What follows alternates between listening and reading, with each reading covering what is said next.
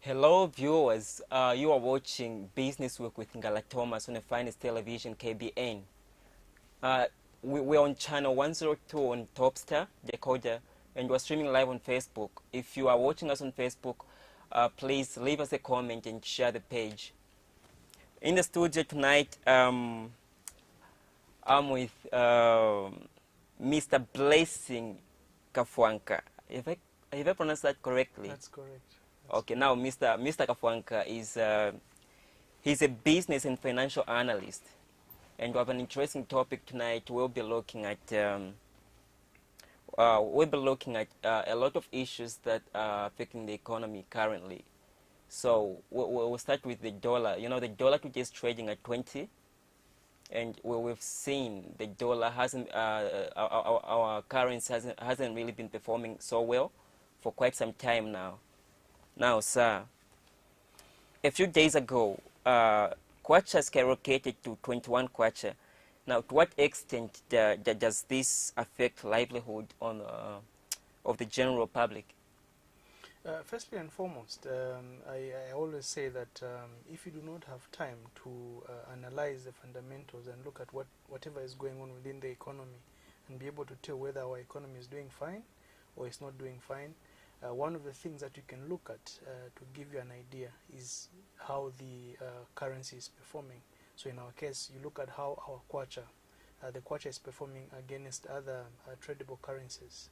And when you look at the way the kwacha has been trading in the recent past, it's quite clear that the kwacha is under a lot of stress, and it seems to suggest that our economy at large is actually under a lot of stress. And we have seen that the kwacha has depreciated by more than 30% from the beginning of this year. And of course, there are quite a number of factors that have caused the kwacha to depreciate to that extent. One of them, of course, being COVID-19. That is not something that we can completely rule out. There are quite a number of other factors. What is going on in the mining sector, we've seen that there are quite a number of challenges that we are experiencing in that particular line. When you look at the kind of effect that it has on our livelihood, Zambia is mainly a country that depends on imported things. We import a lot of items, equipment, we import food, we import clothing items, and so many other things. So if our currency is depreciating against other currencies, and particularly if the kwacha is depreciating against the dollar, what that means is that the cost of living, the cost of the items that we're importing from across our borders is going up. Okay, one of the things that the Energy Regulation Board looks at when they are making adjustments in the pump price of fuel is, of course, the exchange rate between the kwacha and the dollar. So the fact that the kwacha has depreciated simply means that in the near future there is a possibility that the Energy Regulation Board might just announce an increment in the prices of fuel. Okay, and we know that if the pump price of fuel goes up, obviously it will affect the prices of other items on the market. It will have a ripple effect. So there are quite a number of things that are affected when the kwacha is not performing very well against the dollar and other tradable currencies. Now, so, I saw you attributing one of the factors which caused this collapse in the economic situation as COVID-19. That's right. But to be honest, we've been having these challenges way before COVID-19. Yes, we have been having these challenges way before COVID-19, but I think it's important for us to also appreciate the fact that COVID-19 is a very big contributing factor.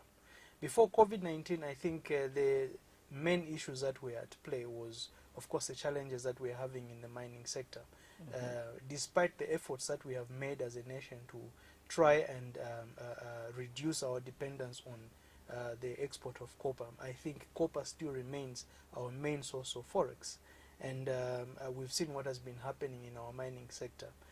The productivity has gone down, and also copper prices on the international market, I think in the last few years, I think we've seen that there's been a lot of volatility in terms of the price, and that has had a huge impact on the performance of the kwacha against other currencies.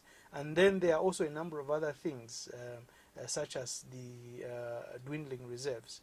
I think our reserves have been depleting at a very fast rate in the recent past, and that has an effect on the way our currency performs against other currencies. Then, of course, there is an aspect of debt. We have seen that we are spending quite a lot of money servicing our debt, which is mostly denominated in foreign currency, the US dollar.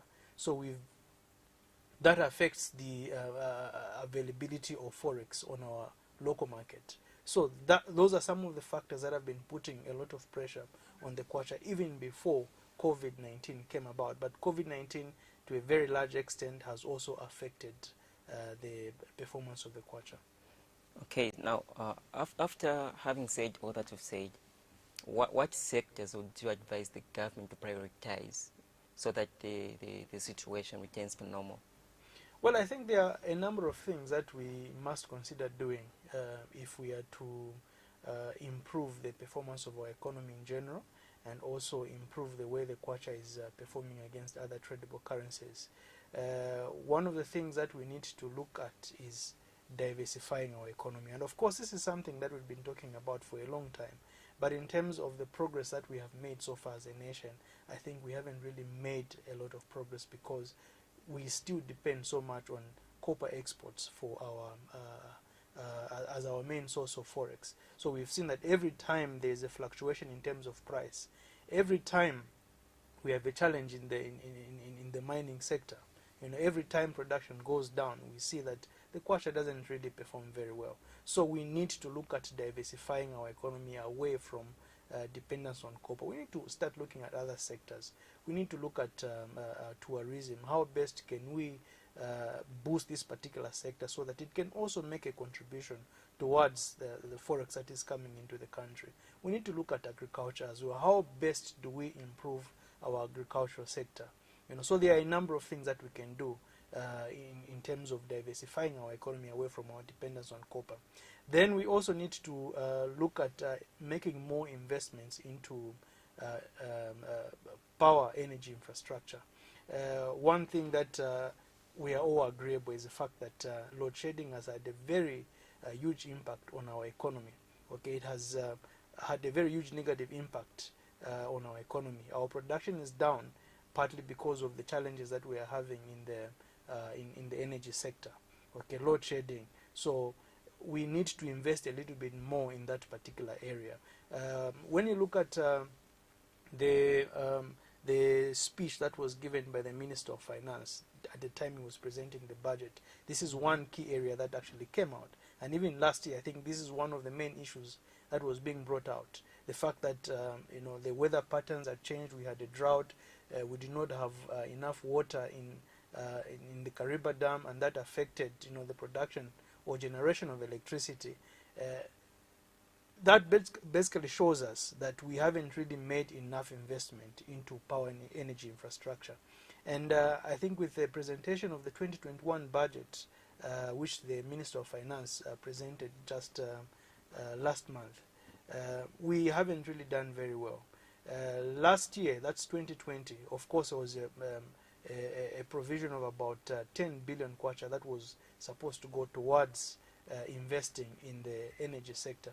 But this year, if you look at the 2021 national budget, there is no budget line for investing in power generation. So I think that is a very important sector that we need to concentrate on.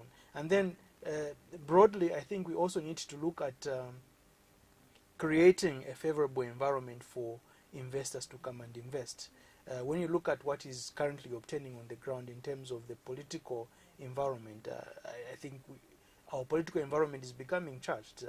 If you observe what has been happening in the last 1 week or so, so when you have a politically charged environment, that has a way of discouraging investors to come and invest in your country, and ultimately it affects the inflow of forex into our country. So we need to look at creating a favorable investment environment so that we have more investors coming in, more foreign direct investment, and also we need to have more local investment.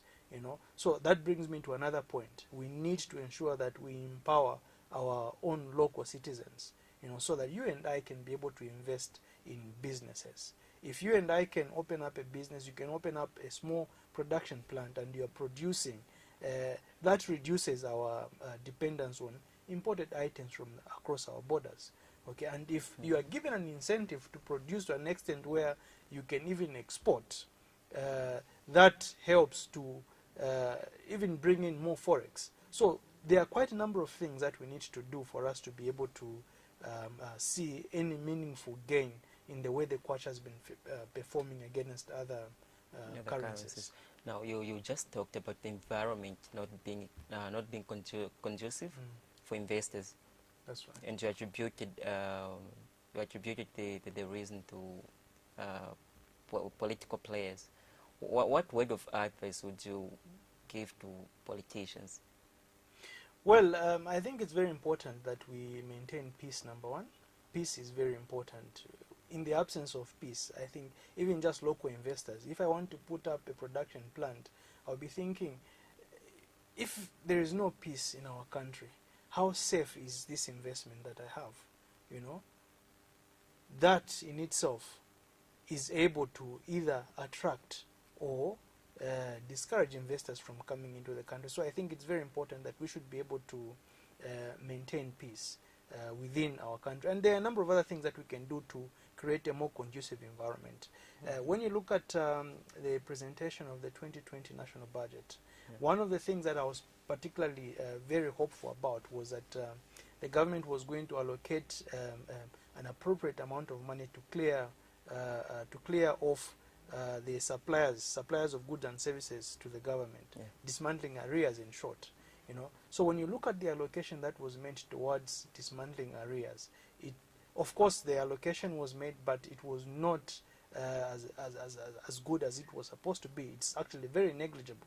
You're talking only about less than 10% of the total outstanding arrears. So that is actually one of the things that you can do to be able to improve the investment environment, the business environment. You need to ensure that you pay your suppliers of goods and services on time. So if I am supplying to the government and I'm not being paid on time, that affects my business. It affects my ability to be able to produce. It affects my ability to be able to employ people, because the private sector is also plays a key role in terms of creating employment.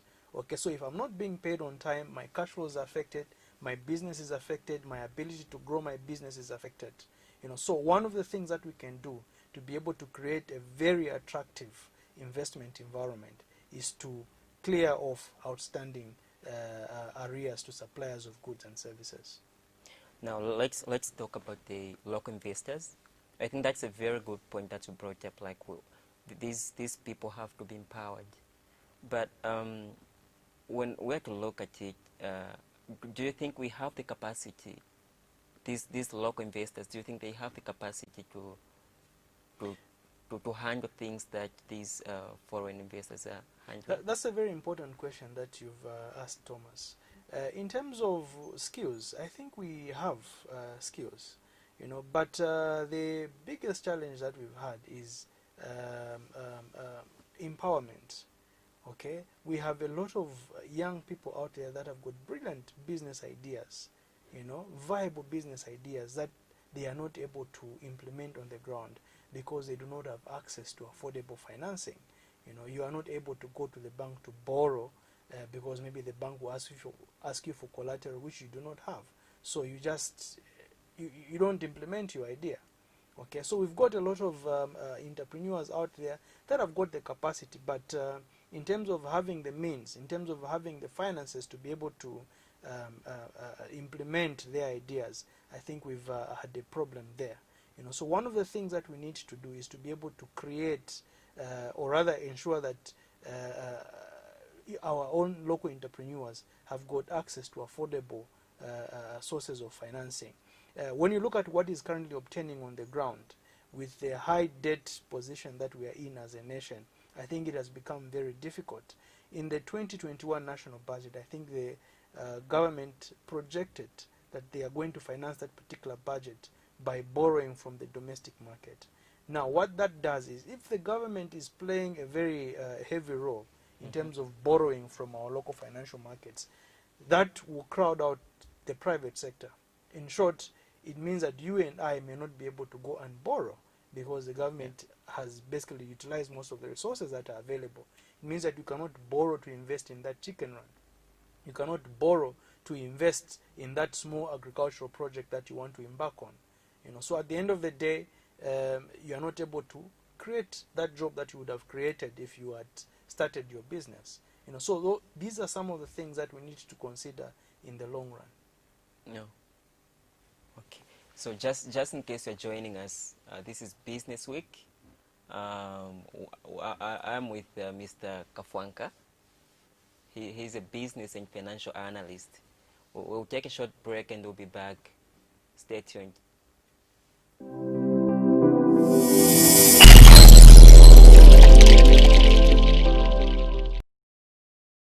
The Europa League enters March Day 2, month of October. Rivalry amongst Europe's finest begins to heat up. On Thursday, 29th of October, catch live in action the Gunners, Arsenal, as they take to the field against Dundalk at 22 hours on Wild Football. But earlier on, witness the Italian giants AC Milan as they host Sparta Prague at 1955 hours on Wild Football. The fun does not end here. Enjoy your independence Day with the El Clasico match. Barcelona takes on Real Madrid at the Camp Nou on the 24th of October at 16 hours live on Sports Premium. Experience the best of the Europa on Topstar. Enjoy the spectacle of the El Clasico. Subscribe for only 135 kwacha DTT or 140 kwacha DTH monthly and journey with your favorite teams this season. Topstar. Enjoy Digital Live. You've done the hard work, the analysis, the selection. It's all going according to plan.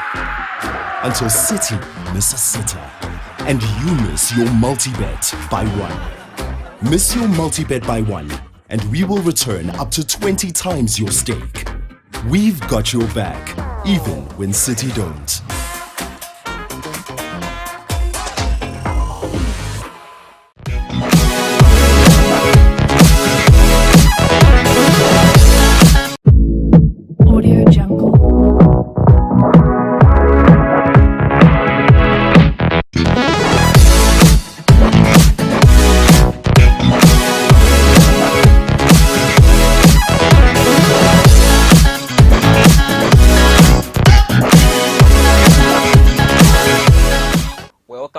You are watching KBN Television. We are live on Facebook and we are on channel 102 Topstar.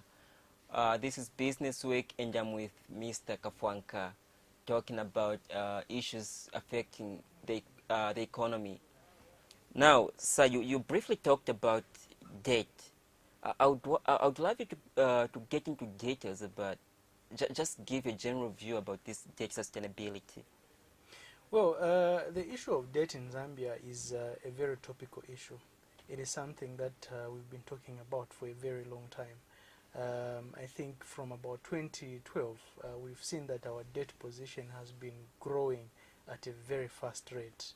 The first Eurobond was issued in 2012, and then 2 years after that, we saw another Eurobond being issued. I think basically we've got about 3 Eurobonds that have been issued, and then of course we've borrowed from other sources as well. And it's been a very topical issue, mainly because of the kind of impact that it has on our economy, the kind of impact that it has on you and I as citizens. We have seen that in the 2021 national budget, in terms of the amount of money that the government expects to spend just servicing the debt, not repaying it, but just servicing the debt, you're talking about almost 50 billion kwacha. So our total budget is about 120. So you are talking about a significant proportion of your resources going towards servicing debt. So when you look at the amount of monies that we are spending in other very critical sectors of our economy, when you look at what we are budgeting to spend on education, what we are budgeting to spend on health, social protection and other areas, it is very little compared to the amount of money that we are expecting to spend on servicing our debt. So the fact that our debt has been growing at a very fast rate, and the fact that we are spending a lot of money servicing this debt, has reduced our fiscal space. It has reduced our capacity to be able to spend as much as we should on other critical sectors of our economy. So in terms of debt sustainability, when you look at sustainability, you're basically looking at, you're referring to a situation where a government is able to service and repay its debt without defaulting, or without considering restructuring or rescheduling the debt. Okay, so if you are in a position where you are not able to comfortably service your debt, you begin to consider rescheduling, you begin to consider restructuring, then your debt, in short, is not sustainable. And that is a point where we are at as a nation, where we are now trying to engage our creditors, okay, our bondholders, to give us relief for a period of time. So that basically shows you that in terms of sustainability, we are not doing very well. There is more that we can do to improve the situation that we are in. Quite a number of things. I think for a long time we have spoken against borrowing. Yeah. Okay, borrowing is a normal thing. I think all of us, we borrow at an individual level. We borrow even at corporate level, and at national level. Countries borrow, and I think borrowing is one of those things that can help you to develop at a very fast rate. We've seen that developed economies have been able to borrow and invest in projects and invest in activities that have been able to help their economies to grow at a much faster rate. Now, But on the issue of borrowing, a lot of people have condemned borrowing, that they're saying no, it's not really wise to just borrow for consumption. That's right. Do you think those people are just politicking, or maybe they have a point somehow? No, there is a point in that. Because if you're borrowing to consume, then how are you going to repay the money that you're borrowing? Ideally, you should be able to borrow to invest in projects, or to invest in sectors that are going to generate more revenues, so that you're able to service your debt, you're able to repay your debt, and you're also able to you're able to generate sufficient resources that can also help you in other areas. But then when you're borrowing, and your borrowing is not really making that meaningful contribution towards your ability to generate revenues, then you are on the wrong path. And when you look at what has been happening within our country, of course we have done very well in terms of investing in infrastructure. Most of the borrowings that we have made as a nation has gone towards infrastructure. And the infrastructure that we have is beautiful. The roads that we have are good, and I think we must commend the government for that. But the problem is that we have overinvested in one sector, because infrastructure alone, infrastructure is not development. Okay? Development, you need to look at it from a broader perspective. Okay? Infrastructure is part of development. It's part of it's one of those things that can help you to develop a nation, but it's not the only thing. So you need to invest in other sectors that are going to ride on this infrastructure that you've invested in, to be able to contribute to the growth of the economy. So we've invested heavily in infrastructure, but then other sectors of the economy have suffered. We've not made any meaningful investments in other sectors of the economy. And what have we seen? We have seen a situation where our GDP, our growth has been going down, our productivity has been going down, and that is part of the reason why even the performance of the kwacha against other convertible currencies has not been good. So it is okay to borrow, but we must borrow to invest in productive activities that are going to enable us to repay the debt in the long run and also remain with sufficient resources to be able to invest in other sectors as well. Okay, now let's talk about uh, one of the statements the Vice President made in Parliament on Friday. One of the members of Parliament raised the question that the government hasn't really been listening to advice from the stakeholders on tech sustainability. And the answer that came from the Vice President is some of these stakeholders, a named political party, because even politicians are stakeholders when it comes to tech sustainability, they should provide advice on how the government should go about it. That's right. And what the Vice President said was the government has never received any formal advice from this named political party. Now, I wouldn't really ask you a political question. It would be unfair for me to ask you a political question. What I would ask you is, do you think stakeholders are doing a good job in advising the government? I mean, like in general, we have the church, we have economists, we have people like you. Are you doing a good job? Are you doing all you can in helping the government go about it? Well, I think there's a lot of advice, a lot of very good advice that has been given around our debt issue for quite some time now. We have got so many civil society organizations that have been able to give sound advice. We've got institutions such as ZIPA, the Zambia Institute of Policy Analysis and Research. We've got institutions like CTPD.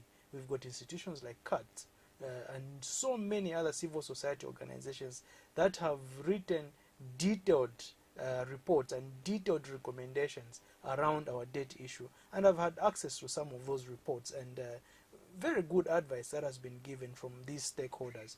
We have also received very good advice from the International Monetary Fund regarding our debt. We've received advice from the World Bank. We have economists, we've got financial analysts and so many other stakeholders apart from just politicians who have given sound advice on how best we can approach our debt.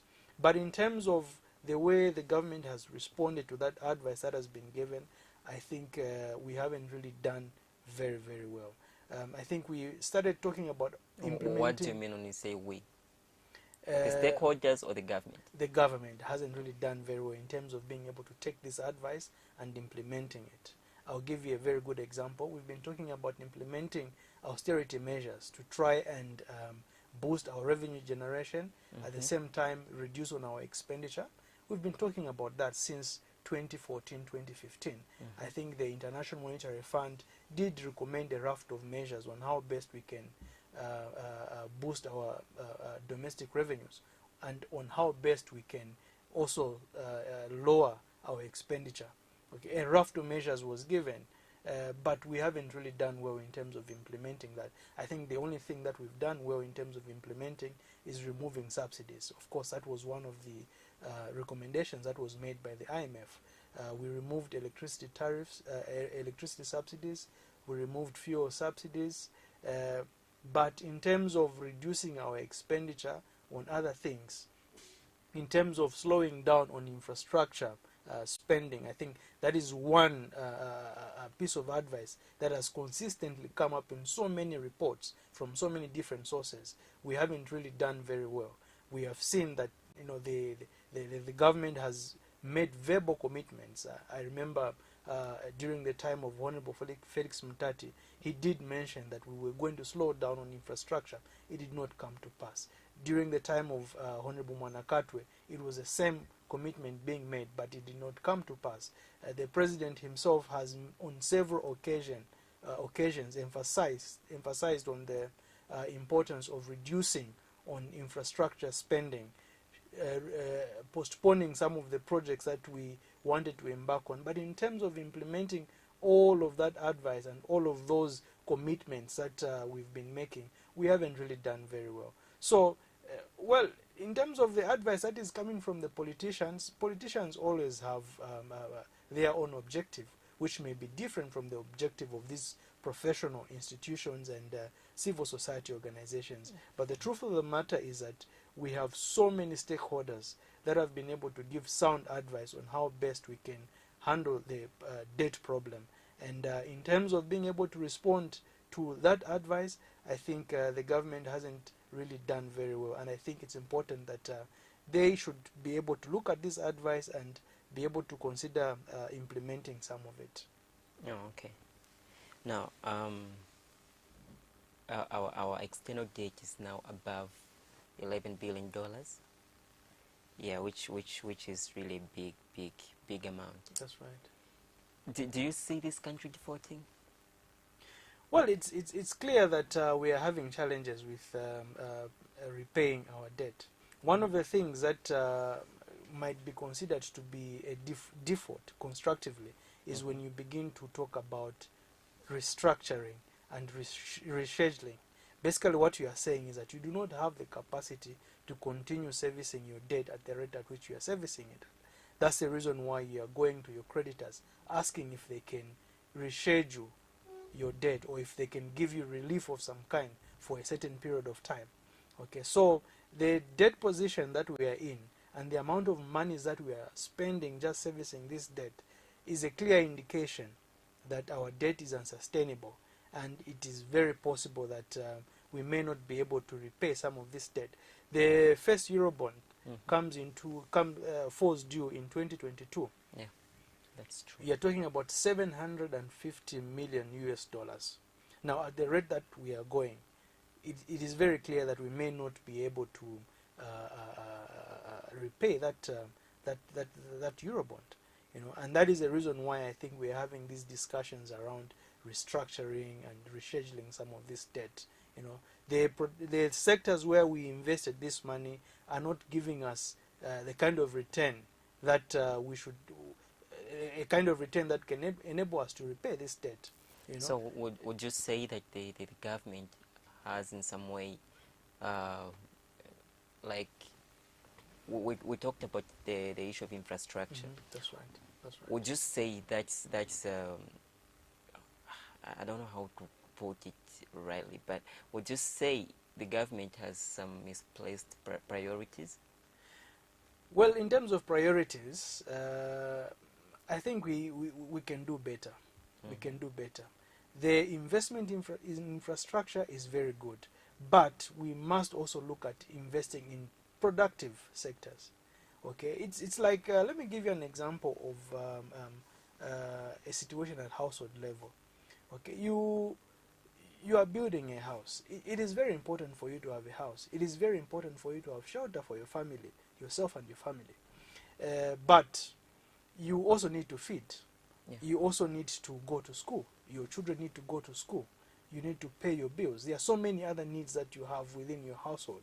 But now, if you are going to invest whatever little resource that you have into that building, and you end up borrowing more money from expensive sources, you go and get money from the Shylocks at a very high interest rate, and you go and invest in your building, and it affects your ability to feed within your household. It affects your ability to pay for school fees. It affects your ability to settle your utility bills. That is not wise. You need to approach it in a balanced manner. You need to invest in that particular property or in that particular building that you're building, but at the same time you should be left with enough resources to be able to take care of the other needs within your household.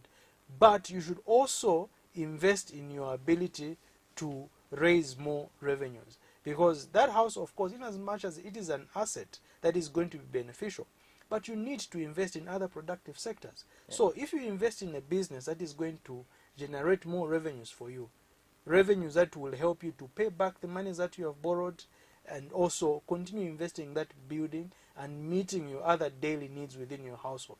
So that is just at the household level. That illustration that I've given you also applies at corporate level. It also applies at national level. We have invested a lot in infrastructure, but how much investment have we made in agriculture? How much investment have we made in tourism? How much is tourism contributing towards our GDP? Right now, it's very negligible, under 5%.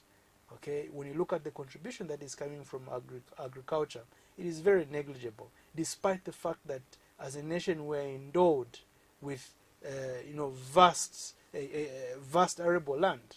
Okay, we are not utilizing this arable land because we've not been able to make the necessary investments in agriculture. We've not been able to give people the right incentives to go into agriculture. So those are some of the things that we need to be doing. So yes, in terms of priorities, I think we can do better. We need to have a more balanced approach. Okay. Now, with the current economic state that we're in as a country, what's your opinion? Do you think the future of this country, how do you think it looks like? Well, when you look at what is currently obtaining, if we continue at the rate at which we are going, the future doesn't look so bright. But I think we need to be able to make the necessary adjustments. If we're able to make the necessary adjustments beginning now, it may take a bit of some time, but it is very possible that we might be able to recover and to do better. Firstly, the COVID situation, which has hit us very badly, which has affected our economy, it has affected our productive sectors. We've seen that there's been a bit of an improvement, ever since some of the restrictions have been relaxed. I think we've seen that life is slowly coming back to normal, and production is going up. So I think if the COVID issue goes away, it will provide a very good opportunity for us to be able to build on our economy. But we also need to look at the other issues that I've talked about. We need to slow down the pace at which we are accumulating debt. We need to ensure that we dismantle the domestic expenditure arrears. When you look at the arrears at the moment and the amount of money that we are putting aside to pay off these arrears, it is very negligible. Going at this rate, it will take the next about 10 years for us to be able to clear off those arrears, because the provision that was made is basically just about 10%. Yeah. So if you do your math, you're talking about 10 years for us to be able to clear off the arrears. So provided that we begin to do the right things and we do those right things consistently, we will be able to get out of the situation that we are in. On your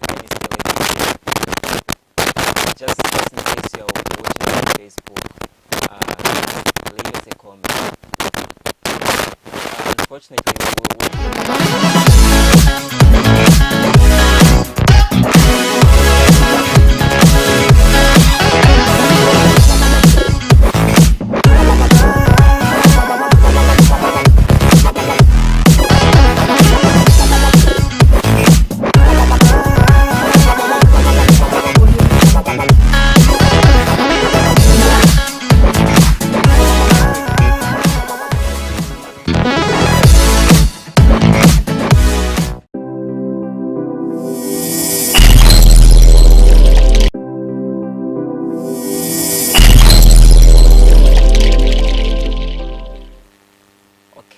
so sorry for that abrupt cut. We had some technical challenges.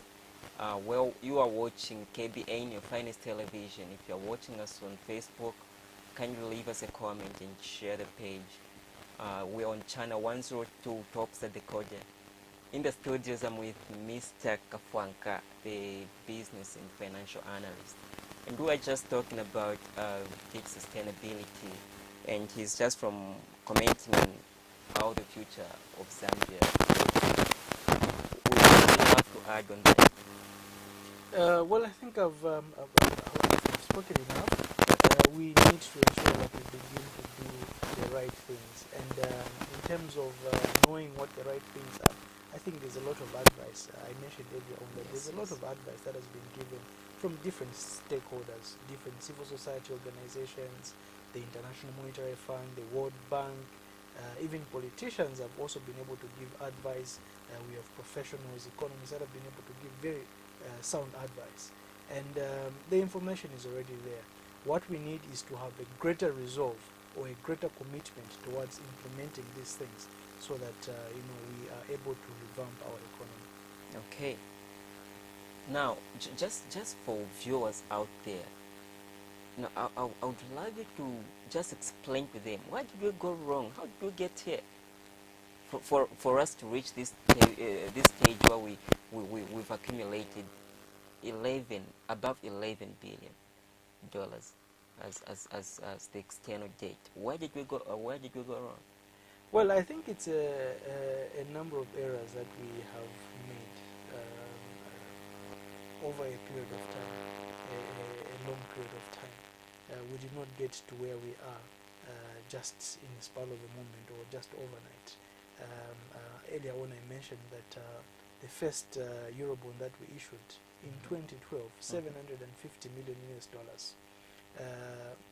In terms of the way the resources were spent, we haven't really seen the effect of that Eurobond that was issued at first.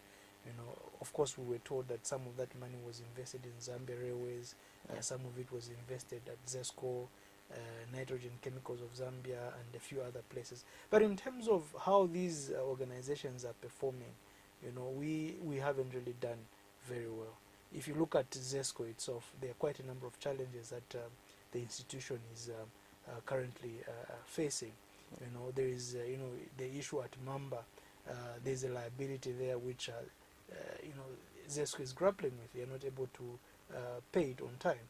When you look at the way Zambia Railways is performing, look at the way our Nitrogen Chemicals of Zambia is performing, clearly the way those resources were spent from as far back as 2012, we didn't really spend those resources very well. And perhaps the other issue that we might want to look at is the issue of misappropriation. The way we've been utilizing the funds, I think we can do better. Of course, there is plenty of evidence to show that we haven't made very good use of our resources. There's a lot of misappropriation. If you look at the reports of the Auditor General that have been issued over a period of time, year in, year out, there is always an aspect of misappropriation of funds. There's always an aspect of misallocation of funds. You know, there's always an aspect of undelivered materials. So you borrow monies and you go and spend on something. You procure some items for the government, but then the suppliers do not deliver those materials. That is wastage. You know, and all this information has been highlighted in the reports of the Auditor General. We also have the Financial Intelligence Center reports that have been issued over the years, and most of these reports have clearly shown that we have lost a lot of money through corruption, you know, and I think these are reports that we should be able to take seriously.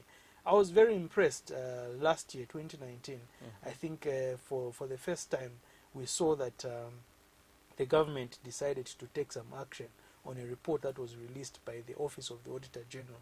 I think so. There were some accountants that were fired, a number of people that lost their jobs because of that particular report, and I think that was a very good move. And those are some of the things that we need to ensure that we continue implementing so that we can reduce on misappropriation of funds.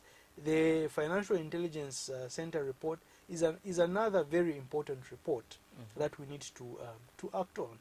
But when you look at what has been going on in the recent past, we haven't really done very well in terms of taking the advice and taking the information from that particular report and making sure that we act and also put certain measures in place so that we avoid wastage of resources. We haven't really done very well. So over a period of time, there are certain things that we haven't done very well, which have led us to the situation where we are right now. So we need to begin to look back and to begin to implement measures that are going to undo some of those mistakes that we have made in the past. Okay, I had a lot of questions, but just because of time, I'll allow you to just conclude. Well, like I've said, in terms of the outlook of our economy, at the moment it doesn't look so bright because of a number of issues. I talked about the issue of COVID-19. I think COVID-19 has really put a lot of stress on our economy, a lot of stress on our currency, and you know, a number of other things, our production. COVID-19 has really played a very big role. The mining sector as well, I think the challenges that we are experiencing in the mining sector are really putting a lot of stress on our economy. They are putting a lot of stress on our currency and a number of other issues. You know, so in terms of the outlook, at the moment, I think we should expect that our economy should contract. You know, just like what is happening across the entire globe. We've seen that even developed economies are contracting as a result of COVID-19.